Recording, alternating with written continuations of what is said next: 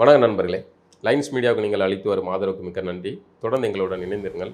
Like பண்ணுங்கள், subscribe பண்ணுங்கள், நண்பர்களுக்கு பகிருங்கள். நாம் இணைந்து பயணிப்போம். லைன்ஸ் மீடியா தமிழ் உறவுகளுக்கு வணக்கம். இன்றைய அரசியல் களம் நிகழ்ச்சிக்கு தங்களை அன்போடு வரவேற்கிறோம். வணக்கம் சின்ன. இப்போ சமீபத்தில் உயர்நீதிமன்றத்தில் ஒரு கேள்வி கேட்டுறாங்க. ஆதி திராவிடர் அப்படின்ற ஒரு பெயர் எஸ்சி பட்டியலில் ஆதி திராவிடர்னு எப்படி நீங்கள் பெயர் மாற்றம் செஞ்சீங்க, அதற்கான அகராதியை கொடுங்கன்னு கேட்டிருக்காங்க. அதில் அதுதான் முக்கியமான இது. நான் செய்தி படித்தேன்.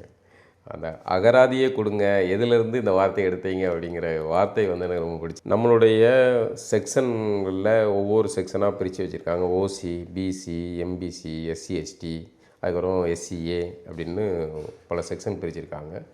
ஆல் இண்டியா கோட்டாவில் எடுத்துக்கிட்டிங்கன்னா அங்கே ஓசி, மற்ற எல்லாரையுமே அதர் பேக்வேர்டு கேட்டகரி அப்படின்னு பிரிச்சுருக்காங்க. அதுக்கப்புறம் எஸ்சி, எஸ்டின்னு இருக்குது. இப்போ தமிழ்நாட்டை பொறுத்த வரைக்கும் இப்படி பல செக்ஷன்கள் பிரிச்சிருக்காங்க. இந்த எல்லா செக்ஷன்களுக்கும் பெயர் மொழி மாற்றம் தமிழ்நாட்டில் செய்கிறாங்க. ஓசியை பொதுப்பிரிவு அப்படின்னு பிரிச்சிருக்காங்க. பிசியை பிற்படுத்தப்பட்ட பிரிவினர் அப்படின்னு பிரிச்சிருக்காங்க. அதுக்கு அடுத்தது எம்பிசியை மிகவும் பிற்படுத்தப்பட்ட பிரிவினர் பிரிச்சிருக்காங்க. எஸ்சி, எஸ்டியை மட்டும் ஆதிராவிடர் அப்படின்னு புதுசாக ஒரு பேர் வச்சுருக்காங்க. இப்போ எஸ்சி அப்படின்னா, இப்போ பிசி அப்படிங்கிறது பேக்வேர்ட் கேட்டகிரி, இந்த சி அப்படிங்கிறது கேட்டகிரி. இவங்க என்ன பண்ணுறாங்க, இந்த சிங்கிற வார்த்தையும் கேஸ்ட்டுங்கிற வார்த்தையும் சேர்ந்த உடனே இவங்களுக்கு அதை கேஸ்ட்டாக மாற்றிடுறாங்க. இந்த கேஸ்ட் அப்படிங்கிறது ஒரு சாதிக்கான பிரிவு கிடையாது. இந்த பிசி அப்படின்னா ஒரு சாதிக்கான பிரிவு கிடையாது. அதில் பல சாதிகள் இருக்குது. இந்த எல்லா சாதிகளையும் இணைத்து இந்த சாதியினருக்கெல்லாம் வளர்ச்சி அடைகிறதுக்கு இவர்களுக்குன்னு ஒரு குறிப்பிட்ட இடப்பங்கீடை நம்மளுடைய அரசியல் சாசனப்படி கொடுக்குறாங்க. அப்படி இதுக்கு மொழிமாற்றம் பண்ணும்போதெல்லாம் கரெக்டாக மொழிமாற்றம் பண்ணுறாங்க. ஆனால் இந்த எஸ்சி பிரிவுக்கு மட்டும் தமிழ்நாட்டு அரசியலில் ஆதிராவிடர் அப்படின்னு மொழிமாற்றம் பண்ணுறாங்க. அதன் அடிப்படையில் தான் இந்த ஆதிராவிட நலத்துறை ஆரம்பித்து எல்லாமே பண்ணுறாங்க. அதில் இன்னும் நுணுக்கமாக என்ன பண்ணுறாங்கன்னா, முந்தி தாழ்த்தப்பட்டோர் ஆணையம் இப்படிங்கிற வார்த்தையெல்லாம் பயன்படுத்துகிறாங்க. இதில் நம்ம இந்த ஆதிராவிடர் இதுக்கு எப்படி பேர் வச்சிங்கிறது இந்த வழக்கு, இந்த எஸ்சி இது பிரிவு. அதை நம்ம இதை பல முறை பல உரையாடலில் கேள்வி கேட்டிருக்கோம். அதை யாரோ ஒருத்தங்க போட்டிருக்காங்க. ஐநவத்தை சேர்ந்த ஒருத்தர் போட்டிருக்காங்க. மாரிமுத்து ஏதோ ஒரு பேர், ஆமாம், அவர் போட்டிருக்காரு. ஆமாம், ஒரு நல்ல விஷயம் இது. அந்த தோழருக்கு நம்ம பாராட்டுகளை தெரிவிக்கிறோம். யாரோ ஒருத்தங்க சட்ட ரீதியாக அதை முயற்சி பண்ணும்ல. இவ்வளோ நாளும் அட்டவணை பிரிவினர் பெயரை சொல்லி அரசியல் செய்யக்கூடியவர்கள் யாரும் செய்ய முன் வராத ஒரு அரசியலை இவர்கள் யாரோ ஒருத்தர் தனிநபர் செய்கிறாங்க. அநேகமாக இவர்கள் தேவேந்திர சமூகத்தை சார்ந்தவர்கள் கூட வழக்கு போட்டிருக்காங்க, முன்னாடி போட்டிருக்காங்கன்னு நினைக்கிறேன்.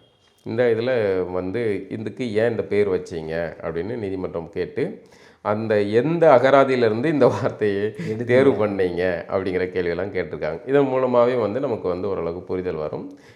இந்த பெயர் சூட்டப்பட்டது தவறு அப்படிங்கிறது தெரிய வரும். அந்த ஆதிராவிடர் எஸ்சி அப்படிங்கிறத இவங்க ஏன் ஆதி திராவிடர்னு வச்சாங்க அப்படிங்கிறதுல ஒரு நுணுக்கமான அரசியல் இருக்குது. இப்போ தமிழ்நாட்டில் எல்லாரும் தமிழர்கள். இந்த அட்டவணை பிரிவினருக்கு மட்டும் ஆதி திராவிடர்னு பேர் சூட்ட வேண்டிய தேவை என்ன இருக்குது? இப்போது எல்லாருமே திராவிடர் அப்படின்னா, தமிழர்கள் நீங்கள் திராவிட அரசியல் பண்ணுறீங்க, திராவிட மாடல் பண்ணுறீங்க, திராவிடன் ஸ்டாக்குங்கிறீங்க, திராவிட மொழி குடும்பம்னு பண்ணுறீங்க, இப்படி திராவிடத்தை வச்சே எல்லா அரசியல் பண்ணுறீங்க அப்படின்னா நீங்கள் பிசியை என்ன பண்ணியிருக்கணும், பாதி திராவிடர் அல்லது பிற்படுத்தப்பட்ட திராவிடர் அப்படின்னு வச்சுருக்கணும். அதுக்கப்புறம் எம்பிசியை மிகவும் பிற்படுத்தப்பட்ட திராவிடர்னு வச்சுருக்கணும். ஆனால் அதை எதுவுமே செய்யலை. அதையெல்லாம் கரெக்டாக மொழிபெயர்க்கிறீங்க. ஆனால் எஸ்சியை மட்டும் என்ன பண்ணுறீங்க, ஆதி திராவிடர் அப்படின்னு வைக்கிறீங்க. இப்போ ஆதி திராவிடர் அப்படின்னு ஒரு சாதி இருக்கான்னு கேட்டால் கிடையாது. உண்மை அதுதான். ஆதி திராவிடர் அப்படின்னு ஒரு சாதி கிடையாது, தனி சாதி மக்களுக்கே தெரியாது. அதாவது பொதுவில் என்ன பண்ணுறாங்கன்னா, காந்தி இது பண்ணும்போது, அம்பேத்கரை எதிர்த்து காந்தி அந்த அரசியல் காலத்தில் அவர் அரியின் பிள்ளைகள், ஹரிஜன்ஸ் அப்படின்னு அவர் ஒரு பேரை வைக்கார். அதை வச்சு கொஞ்ச நாள் இவர்களுக்கு ஹரிஜன்ஸ்ன்ட்டு சொல்லியிருக்காங்க. எப்படி காந்தி அவருடைய அரசியலுக்காக அவர் எந்த மக்களுக்கு ஒரு பேர் வச்சாரோ, அதே மாதிரி தமிழ்நாட்டில் திராவிட அரசியல் தாங்கள் உயிரோடு வாழணும் அப்படிங்கிறதுக்காக இந்த மக்களுக்கு ஆதி திராவிடர் அப்படின்ற ஒரு இதில் பேர் வச்சுட்டாங்க. இந்த ஆதிராவிடர் இந்த எஸ்சி பட்டியலில் பார்த்திங்கன்னா முன்னாடி ஒரு 100 மேலே சாதி இருந்தது. அதில் ஒவ்வொரு காலகட்டத்தையும் பிரிஞ்சு போய் இப்போ 76 சாதி நம்ம இருக்குது. இந்த 76 சாதியுமே ஒரே சாதி பண்புகளை கொண்டதான்னா அப்படி கிடையாது. இது அதில் வந்து இந்த எஸ்சி பிரிவுன்னு பார்த்துக்கிட்டிங்கன்னா எடுத்துக்கிட்டால் பரவலாக எல்லாரும் தெரிஞ்சது பறையர் அல்லது தேவேந்திரரா பெயர் மாறி இருக்கிற பல்லர், இப்போ வந்து செக்லியருங்கிற பேர் அருந்ததிரா மாதிரி இருக்கவங்க, இந்த 3 பேர் தான் தெரியும். இதை கடந்து அதில் ஏகப்பட்ட சமூகங்கள் இருக்குது. ஆனால் இவங்க எல்லாமே மொத்தத்தையுமே வந்து ஒரு சாதி அடையாளத்துக்குள்ளே கொண்டு வரணும் அப்படிங்கிற நோக்கத்தோட ஒரு தேர்தல் அரசியலுக்காக அதை செய்கிறாங்க. எப்படி பிற்படுத்தவர் பிசி அரசியல், அது மாதிரி எஸ்சி அரசியல் மொத்தத்தையும் ஒன்று பறையர் அரசியலாக பண்ணுறது அல்லது பல்லர் அரசியல் தேவேந்திர அரசியலாக பண்ணுறது, இப்படிங்கிற ஒரு நுணுக்கமான அரசியல் பண்ணுறாங்க. ஆனால் அப்படி எதுவுமே கிடையாது. அதில் இந்த ஆதிராவிடங்கிற பெயர் எப்படி காந்தி அரிஜினன் வச்சாரோ அதே மாதிரி அயோத்திதாசர் காலத்தில் ஆதிராவிடர், அன்றைக்கு திராவிட அரசியல் இருந்துச்சுங்க. ஒரு காலகட்டத்தில் இப்போ வந்து எல்லோரும் வெள்ளைக்காரனை எடுத்து சுதந்திர போராட்டத்தில் ஈடுபடுறாங்க. அப்போ நம்ம எல்லாரும் இந்தியர்கள் அப்படிங்கிற போராட்டம், அந்த உணர்வு அது இதாகுது. அதுக்கப்புறம் இந்தியா பிரிஞ்ச உடனே எல்லாரும் தனித்தனி பொங்கல் பானையை வச்சுட்டாங்க. நாங்கள் வந்து தெலுங்கர்கள், நாங்கள் கன்னடர்கள், மலையாளிகள்னு அந்த மொழி சார்ந்த மொழிவாரி பிரியுது. ஆனால் அப்படி எல்லாருக்கும் சரியாக பிரியுது. ஆனால் அந்த சமயத்தில் இங்கே தமிழ்நாட்டில் திராவிட அரசியல் வந்து பூம் ஆகுது. இந்திய தேசிய அரசியலுக்கு எதிராக, வட இந்தியர்களுக்கு எதிராக அல்லது ஆரிய அரசியலுக்காக எதிராக இங்கே வந்து திராவிடம்ங்கிற ஒரு கருதுகோளை உருவாக்குகிறார்கள். அந்த கருத்தை உருவாக்கியவர்கள் ஒரு வெள்ளைக்காரன். அவரும் எதுலேருந்து எடுக்காருன்னா வந்து வட இந்திய சமஸ்கிருத நூல்களில் இருந்து அந்த வார்த்தையை எடுத்ததாக அவர் சொல்கிறார், கால்டுவெல். இப்படி பல பிரச்சனைகளுக்கு இங்கே வந்து மூல காரணமான இந்த திராவிட அரசியலை இன்றைக்கி நம்ம தமிழர்கள் வந்து நம்ம காலை சுற்றின மலைப்பாம்பாக இருக்கிற அந்த திராவிட பாம்பை வந்து மீள முடியாமல் தவிக்கிறதுக்கு முக்கியமான காரணகர்த்தாக்கள் ஒருத்தர் இந்த கால்டுவெல்ங்கிற ஒருத்தர். இவர் பண்ணி வச்ச வேலை பின்னாடி வந்து ஆயித்திதாசர் கால இதில் வந்து அந்த அரசியலை, ஏன்னா அப்போ திராவிட அரசியல் இதாக பேசப்படுது. அப்போ ஆரியத்துக்கு மாற்றாக வந்து திராவிட அரசியலுங்கிற ஒரு வார்த்தையை எடுத்து பூர்வ திராவிடர்கள், பூர்வ அப்படிங்கிற ஒரு வார்த்தையை வச்சு அந்த அரசியல் இதாகுது. அதை ஒட்டி பின்னாடி அவங்க விட்டு அவர் தமிழன்கிற அரசியல்களில் அவர் போயிட்டார். ஆனாலும் இங்கே இருக்கிற பிறமொழியினர் அரசியல்வாதிகளுக்கு இந்த திராவிடம்ங்கிற வார்த்தை, குறிப்பாக ராமசாமியார் அவர்களுக்கு இது மிகவும் வந்து பிடித்து போனதாக இருக்குது, வசதியாக இருக்குது. இந்த திராவிடத்திற்குள் நம்ம ஒளிஞ்சு கொள்வது வசதியாக இருக்குது அப்படிங்கிறதுனால அவர்கள் வந்து இந்த திராவிடத்தை கபால்னு பிடிச்சிக்கிட்டாங்க. அந்த திராவிட அரசியலை பிடிச்சிக்கிட்டு அவர்கள் என்ன பண்ணுறாங்க, எல்லாத்தையும் தமிழர்களுடைய சொத்தாக இருக்கக்கூடிய மொழி சார்ந்ததோ இல்லை கல்வெட்டு சார்ந்ததோ இல்லை கட்டடக்கலை சார்ந்ததோ இது எல்லாத்துலேயுமே வந்து முன்னாடி வந்து இந்த குறுக்க கவுசிக்கு வந்த மாதிரி குறுக்க வந்து திராவிடம்னு போட்டுறது. இப்படி போட்டு வந்து அந்த திராவிட அரசியலை அவர்கள் வந்து தமிழர்களுக்கு அந்த பேர் வைக்கிறது. ஆமாம், தமிழர்கள் மீது திணிச்சிட்டாங்க, திராவிட அரசியலை திணிச்சிட்டாங்க. இது வந்து தமிழர்கள் மீது மொத்தமாக திணிக்கிற அரசியல். இதில் எல்லா தமிழ்நாட்டை சேர்ந்த பிறமொழியினர் உட்பட எல்லாருமே வந்து இந்த திராவிட அரசியலில் இதாயிட்டாங்க. ஆனால் இந்த குறிப்பிட்ட இந்த பிரிவினருக்கு ஆதிராவிடருங்கிற பேரை வந்து சூட்டினதுக்கு முன்னாடி இருக்கிற அரசியல் என்னென்னா, மற்ற யாரையுமே வந்து திராவிடருங்கிற அரசியலுக்குள்ளே மற்றவர்கள் யாரும் இதாகலை. இப்போ இந்த ஆதிராவிடர்களை மட்டும் வந்து அந்த பிரிவுக்கு மட்டும் ஆதிராவிடர் அப்படிங்கிற இதை வந்து திணிக்கிறது காரணம் என்னென்னா, இந்த மக்களை மட்டும்தான் நம்ம அடிமைகளாக வந்து நம்மளுடைய அரசியலுக்காக பயன்படுத்த முடியும். நாம் வந்து சொன்னால் இவர்களுக்காக நாங்கள் குரல் கொடுக்கிறோம், சாதியை நாங்கள் ஒழிக்கப் போகிறோம் அப்படின்னு பேசினா இந்த மக்களை வந்து மயக்கி நம்ம கூட வச்சுக்கலாம். இந்த ஒருத்தர் வந்து இசை வாசிச்சுட்டு போனால் பின்னாடியே இந்த எலிகள்லாம் போய் அப்படி ஒழுங்குற மாதிரி ஒரு கதை ஒன்று இல்லை. அது மாதிரி இந்த மக்களை வந்து தங்களுடைய வசதிக்காக திராவிட கருத்துருவாக்க அரசியலை இவர்கள் மீது மட்டும் திணிக்கிறார். இதனால் வந்து இந்த திராவிடத்தை விட்டு கொடுக்கலாம். அப்படி இந்த திராவிடத்தின் மீது உங்களுக்கு அவ்வளோ பற்று இருந்தால் நீங்கள் என்ன பண்ணியிருக்கணும், பிசிஐ பாதி திராவிடர்னு வச்சுருக்கணும், அல்லது பிற்படுத்தப்பட்ட திராவிடர் அப்படின்னு வச்சுருக்கணும். எம்பிசிஐ மிகவும் பிற்படுத்தப்பட்ட திராவிடர்னு வச்சுருக்கணும். அதெல்லாம் செய்யாமல் இதை மட்டும் செய்தது வந்து உள்நோக்கம் உடையது, நயவஞ்சகத்தனமானது. திராவிட அரசியலை இங்கே இருக்கிற அட்டவணை பிரிவினர் மீது சுமத்தியது ஒரு திட்டமிட்ட நயவஞ்சக செயல். அதுலேருந்து இந்த மக்களை மீள விடலாம். இப்போ அவ்வளோ சாதிகள் இருக்குது, அத்தனை சாதிகளுக்கும் இவர்கள் சாதி சான்றிதழ் பெருவாரியாக வந்து யாரும் சண்டை போடலைன்னா வலுக்கட்டாயமாக தேவேந்திரர்கள் சமூகம் உட்பட மற்ற அந்த எல்லா பிரிவினருக்கும் இவர்கள் வலுக்கட்டாயமாக வந்து ஆதிராவிடங்கிற பேரை வந்து கொடுக்குறாங்க. அந்த சாதி சான்றிதழ் தான் கொடுக்குறாங்க.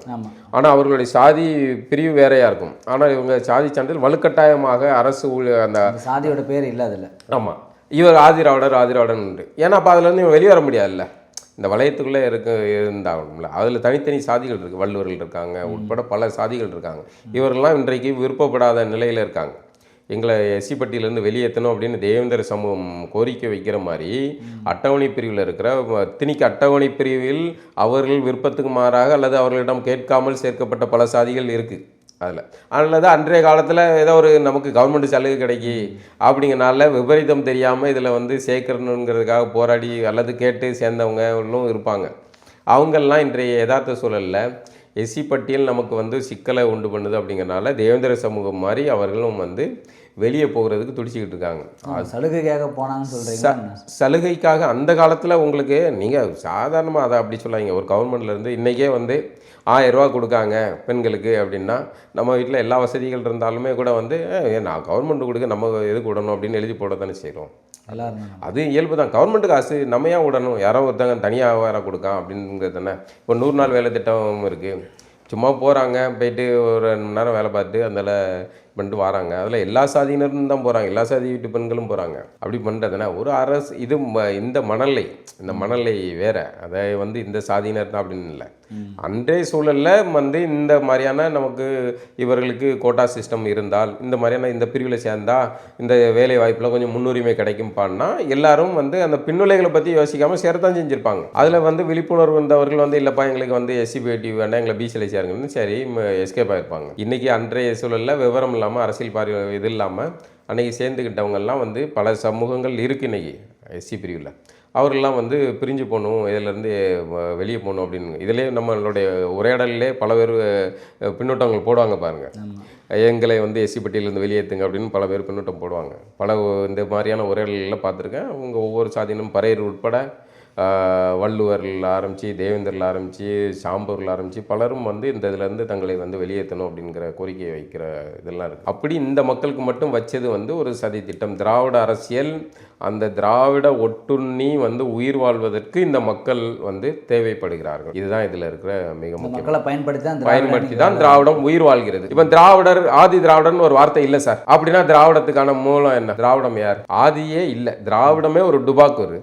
அப்படிங்கிற பிறகு ஆதி திராவிடர் எங்கேருந்து வந்தாங்க அப்படிங்கிற கேள்வி வருது இல்லை. அப்படின்னா நீங்கள் எல்லாமே திராவிடம்னா எல்லாத்துக்கும் திராவிடம்னு வச்சுருக்கணும். அப்போ ஆதி திராவிடர்னு ஒரு குறிப்பிட்ட அட்டவணை பிரிவினருக்கு மட்டும் வச்சு அந்த மக்களுக்கு அவர்கள் சாதிக்கு மாறாக பறையர்கள்னு சான்றிதழ் கொடுக்காமல் அவர்களுக்கு ஆதி திராவிடன் சான்றிதழ் கொடுக்கறதுக்கு முன்னாடி இருக்க அரசியல் தேவேந்தர்களுக்கு சான்றிதழ் கொடுக்காமல் அவர்களுக்கு ஆதிராவுடன் சான்றிதழ் கொடுப்பது, வள்ளுவர்களின் சான்றிதழ் கொடுக்காமல் அவர்களுக்கு ஆதிராவுடன் சான்றிதழ் கொடுப்பது, இது எல்லாமே நுணுக்கமான திராவிடத்தின் அரசியல். ஏன்னா இவங்க தான் கேள்வி கேட்க மாட்டாங்க, அதை எழுப்ப முடியாது அப்படிங்கிறனால அவர்கள் மீது யாருக்கு வச்சுருந்தாலும் கேள்வி. ஆமாம்.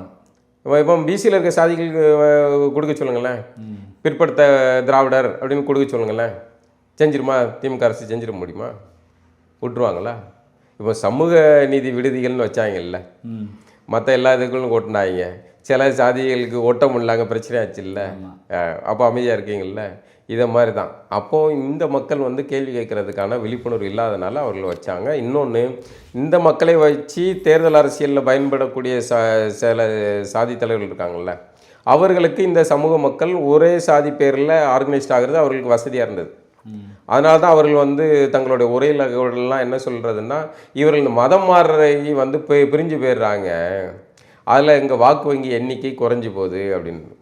இதை திருமாவளவன் அவர்கள் ஒரு முறை ஒரு கவிக்கோ அப்துல் ரஹ்மான் அவர்கள் கலந்துக்கிட்ட ஒரு நிகழ்வில் அவர் பேசினார். நான் அப்போ வந்து அந்த நிகழ்வில் இருந்தேன். அவர் சொன்னார், இந்த மதம் மாறுறாங்க, கிறிஸ்தவ மதம் மாறுறாங்க, இஸ்லாத்துக்கு மாறுறாங்க, இதில் இருக்கிற இந்த அட்டவணை பிரிவு தான், இந்த இவர்கள் பறையர்களோ இல்லை தேவேந்தர்களோ இவர்கள் தான் மாறுகிறார்கள், அவர்கள் வந்து அங்கே போனோடனே முஸ்லீம் ஆயிடுறாங்க, எங்களுக்கு இங்கே வாக்கு வங்கி குறைஞ்சி போகுது அப்படின்னு அவர் பேசினார். அதே போல் அவன் வந்து அந்த பிரிவிலேருந்து வெளியாகி அவன் இஸ்லாமியராகி அது அவனோட அடுத்த நிலை இதாகணும்ல, அவன் உளவியல் நிலையும் மாறணும், வர்க்க நிலையும் மாறணும்ல. அவன் தன்னை தாழ்வாக ஒருவன் கருதக்கூடாது. இந்திய சாசனத்தின் அடிப்படையில் என்ன, சமூக நீதியின் பார்வையில் என்ன, யாரும் யாரை விடவும் உயர்ந்தவர் இல்லை, யாரை விடவும் கீழ்ந்தவர் இல்லை, அவர் தன்னை வந்து உயர்வாக கருதணும். அதானே? அப்படி உயர்வாக கருதுறதுக்கு ஒரு மதம் மாறுறது, இஸ்லாத்தை தழுவுறது ஒரு வாய்ப்பாக இருக்குன்னா போயிட்டு போகிறான். அதில் நீங்கள் வந்து எப்படி யோசிக்கிறீங்க? உங்களுடைய வாக்கு சீட்டு ஒரு 10 சீட்டு 100 சீட்டு 100 பேர் போகிறான் அப்படிங்கிற வருத்தம் தான் இருக்குதே தவிர, அவர்கள் வெளியே போய் அவங்க ஓகே அவன் தன்னளவில் அவன் மகிழ்ச்சியாக இருக்கட்டும் அப்படிங்கிற எண்ணம் இல்லை. ஒரு தேர்தல் அரசியல்வாதியாக நீங்கள் இந்த நம்மளுடைய வாக்கு ஒரு 1000 ஓட்டு குறையுது அப்படிங்கிற கவலை தான் இருக்குது. ஆக இப்படி தேர்தல் அரசியலும் இந்த திராவிடத்தின் பின்னாடி ஒளிஞ்சிருக்கிற பிறமொழியினர் அரசியலும் வந்து இந்த மக்களுக்கு திராவிடம்ங்கிற பெயரை சூட்டியது, ஆதி திராவிடங்கிற பெயரை சூட்டியது. இன்றைக்கு இந்த வழக்கு நீதிமன்றத்தில் வந்திருப்பதன் மூலமாக இதுக்கு ஒரு நல்ல தீர்வு கிடைக்கும்னு நம்புகிறோம். இது வந்து மாறினால் அது அட்டவணை பிரிவினர் வைங்க, பிற்படுத்தப்பட்ட பிரிவினர் வச்ச மாதிரி இது அட்டவணை பிரிவினர்னு வைங்க, சரியாக இருக்கும். அதில் பல சாதிகள் இருக்குது, அவங்க ஒவ்வொருத்தருக்கும் அவங்கவுங்க சாதி பேரில் சான்றிதழ் கொடுங்க. ஆக இந்த தீர்வு, இந்த வழக்கின் மூலமாக ஒரு நல்ல தீர்வு கிடைத்தால் அது வந்து அந்த பிரிவினருக்கு ஒரு மிகப்பெரிய மாற்றத்தை உண்டு பண்ணும். மீண்டும் நிகழ்வு சந்திப்பாங்க. நன்றி, வணக்கம்.